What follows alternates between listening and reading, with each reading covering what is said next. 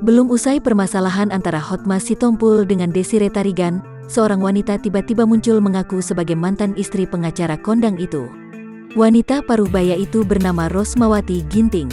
Menurut penuturannya, Rosmawati menikah dengan Hotma Sitompul pada 1975 silam namun bercerai saat sedang mengandung.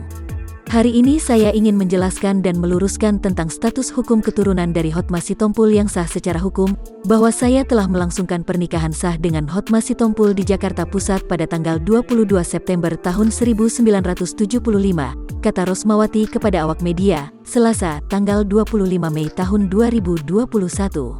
Rosmawati mengungkapkan, motif kemunculannya ke publik setelah bungkam 46 tahun adalah untuk meminta pertanggungjawaban Hotma kepada putranya.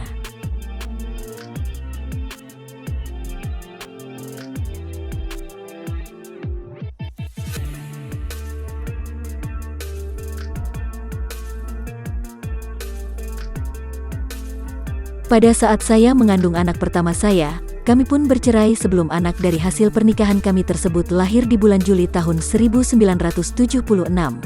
Anak saya selama ini tidak tahu siapa bapaknya, sampai umur 22 tahun saya baru bercerita, tutur Rosmawati. Dalam kesempatan itu, dirinya juga menegaskan bahwa kemunculannya ke publik bukan untuk mencari popularitas apalagi harta. Sakit banget buat saya. Sebenarnya saya nggak ingin. Karena keluarga saya mendukung, anak harus diakui. Saya bukan perempuan yang mengejar popularitas dan bukan perempuan yang mengejar harta, tegasnya. Dengan itu, Rosmawati melalui kuasa hukumnya menunggu respons dari Hotma Sitompul atas pengakuan mantan istrinya tersebut. Paling tidak 7 kali 24 jam sampai minggu depan, tandasnya.